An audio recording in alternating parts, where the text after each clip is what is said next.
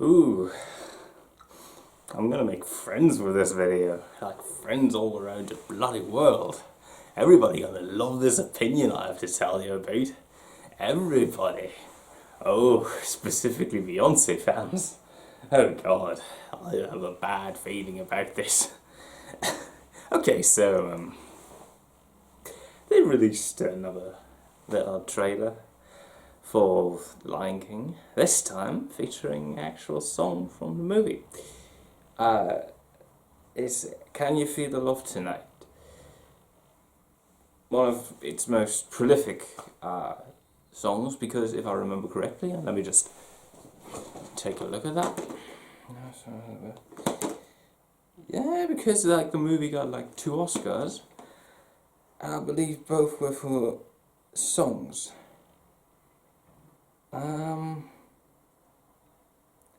Well, definitely for a soundtrack, and that includes Can You Feel the Love Tonight, which was a big hit for Elton John back in 1994, understandably so. And this new version sounds weird. It's not like the old version was any better as a song. Can You Feel the Love Tonight is like, if I had a list of my top 100 love songs, it wouldn't be in the top 500. It's just really forgettable. I rarely think about this song when I think about love songs. Anything from Ben Folds to even Kendrick Lamar, and obviously Paul McCartney. Like they are always in my best love songs. Elton John too, but not Can You Feel the Love Tonight, because that's the biggest problem. What makes this whole thing kind of awkward. I just think it's a really bland song, and then you add to that the way that they're singing it now. Before that, it was sort of an angelic choir, which gave it a bit of a special status, so to speak. And now it's become, I don't know what it is. I really hate myself for feeling this way, but it sounds generic. It sounds really bloody generic. This, like, Beyonce has this way of singing which I just can't grasp onto. It feels like she's faking something, and I don't know what it is. She's probably fucking talented, but I can't for the life of me get into her music. I tried, mind you, and it just doesn't really work. And the way that she sounds, both Donald Glover and her, they sound like it's such a generic, non-specific sound that they're emanating. There's like so many people, so many articles I've seen now going like, oh well, new Lion King trailer released. Listen to the angelic voices of Beyonce and Donald Glover. First of all, Donald Glover singing, yeah, he knows how to do it, but he's better when he's giving us his raps. He's better at rapping. And granted, he provided me with my last summer's hit of the summer, which was, to me, Feels Like Summer. And but this sounds like some sort of, how do I say it? You know, like America's Got Talent and Britain's Got Talent and all these casting shows. At the end of it, you have like the winner going all out with their winning performance, even though it really is like some generic song once again. It sounds exactly like that. It just sounds like what any sort of contestant would try to achieve. This weird thing of trying to be over emotional but not coming across emotional at all. It just sounds like the most marketable song ever. And that sounds really shitty. Like, it really sounds like they're desperately trying to sell me a soundtrack instead of giving me an actual song that sounds interesting. It just sounds so by the numbers. And that was already a problem with the actual song. Can You Feel the Love Tonight is such a by the numbers song with such cliched lyrics. It's awful. I mean, nonetheless, some people want to fill the world with silly love songs. I get it. And there's nothing necessarily wrong with that. It's just it makes it more and more clear what exactly they're aiming for, what Disney's aiming for. Has always been aiming for, which is mostly money. And this is just like the most polished production of a song that supposedly needs to flow a lot more natural, but this one doesn't. It really sounds like all that I see when I hear it is basically Donald Glover and Beyonce standing on a overly well-lit stage, and they're hugging the microphone, and then they're both just going like,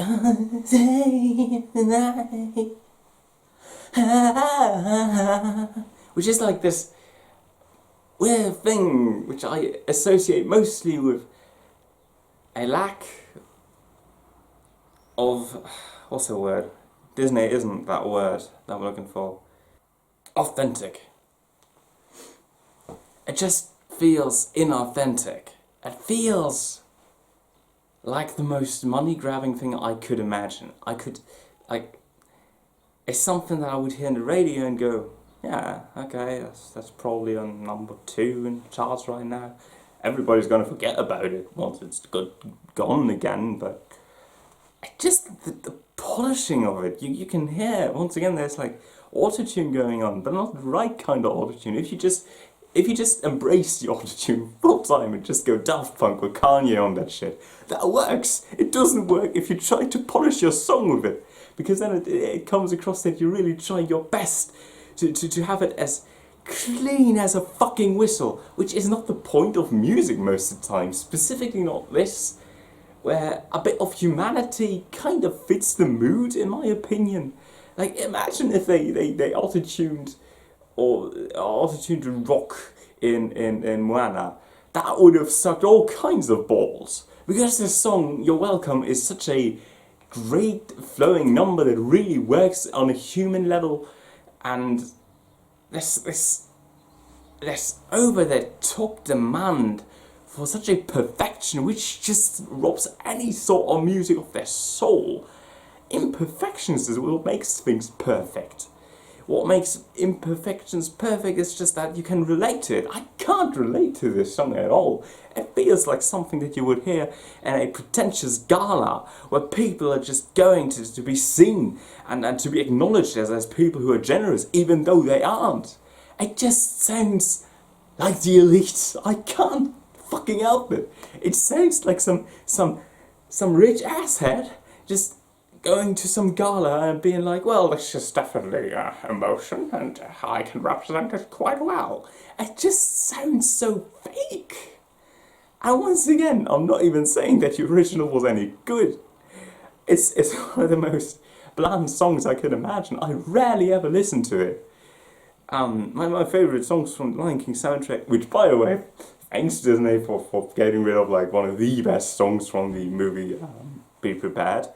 The 2 best songs, in my opinion, from that movie is Can't Wait to Be King and Be Prepared. Circle of Life is epic, but it's, I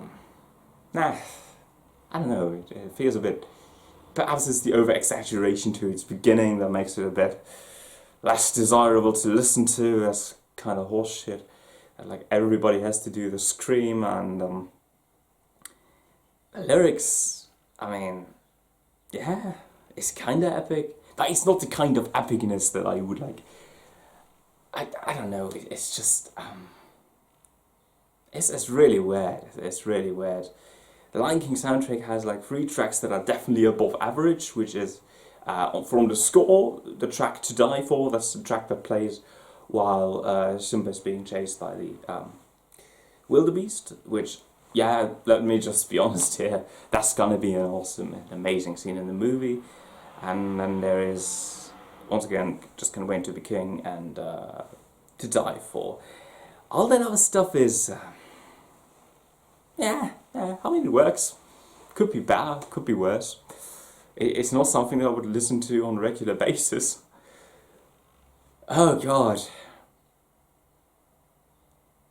What is it with Beyonce that I can tell? Every time I try to listen to her, I just feel really non-connect to her. It's like nothing that is interesting about her. or her voice. There's nothing that sounds like it should or couldn't be sung by anybody else. I get it why you cast her, but you know, it's the 90s that Disney can thank this sort of resurgence for. But it's also the 90s where this kind of resurgence was actually something that specifically one actor would have been quite against. Like this overcasting of movies with all these well-known faces. Did you know that Robin Williams was quite pissed at Disney after the release of Aladdin, because his name was used heavily to market the movie, even though he was against that. He was of the opinion that at most 30% of the marketing could be his face. Everything above that was too much for him, because that would be like a very cheap marketing scheme. But Disney kept on going, and here we are. With Seth Rogen, a Childish Gambino, I was about to say Lydia. Where the fuck did I get the name Lydia from? No, I meant Beyonce. Who else? Oh, Eric Andre. Fucking Eric Andre. I mean, that would be funny if he actually like behaved as his character, like an animal version of his character from the Eric Andre show, or maybe Kraft Punk would make an appearance. and the wildebeest scene gets like right as Mufasa plummets to his death, you get a little arrow going like,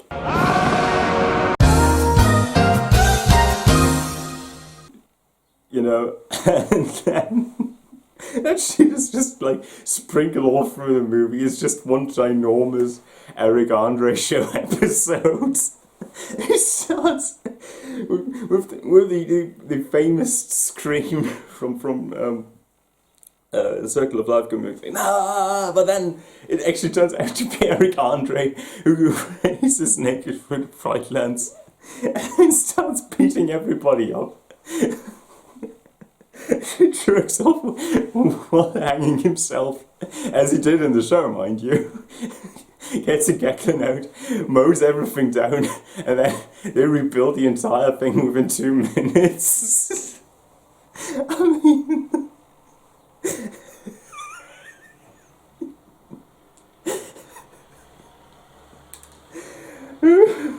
That would be fucking funny. Disney, if you made like a version where it's basically just the fucking Eric Andre show with really awkward commentaries and nonsensical sketches, that would be like, by God, that would be awesome. Oh God, like the cancer that is a goddamn comment section underneath each and every one fucking new trailer released for the Lion King remake is, oh God, I don't want to listen, I don't want to read any of that shit. That shit is so embarrassing. It basically goes like, your souls are gonna be crushed for the second time by Mufasa's death. Yeah, I guess it was a bit sad, but let me be honest, there are quite a few other scenes which, in movie history, can count as a lot sadder than this. And this wasn't as disturbing. It's an animated movie, and even if it's now a sort of real life kinda remake, it's mostly computer animated, no, that is lots of stuff that hits a lot harder than this. Let me tell you. Let me just there's quite a few things that made me cry a lot harder when I was a kid. But most of all, just this, like, no, everybody's expectations seem to be amazingly high. I'm not sure if that's because Walt Disney got like this great PR team who just make any sort of criticism seem invalid. But that's actually a pretty bad thing to get everybody's hopes up this far. What if the movie sucks all kinds of ass? Please consider this. That's why I'm keeping my whole expectations so minimalistic. I don't want to be disappointed. And how do I not get disappointed if I don't have any expectations at all? If I believe what is given to me as what it is. Marketing. Pure, cold-blooded marketing. developed by fat white guys in their towers with millions upon billions of dollars, which they invest only to make more money out of it. Because we, to the Disney Corporation, are nothing more but bags of money. We are the next million to be made, and your kids are basically walking, talking dollar bills. Perhaps I'm wrong about that. Perhaps there's a lot of heart in the new Lion King. But if Can You Feel the Love Tonight, this new rendition, which once again lacks all kinds of authenticity, is anything to go by, then I would say, no. The bloody thing is just one big money bag.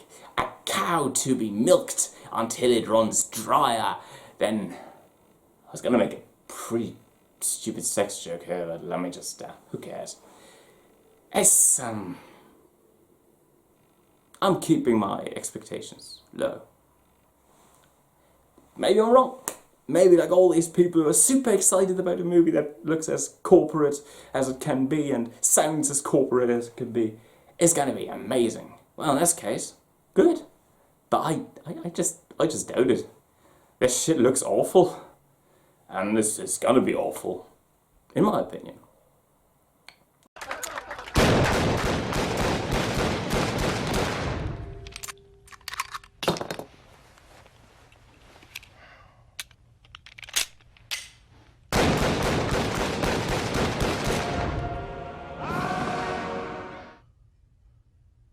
Who killed Mufasa?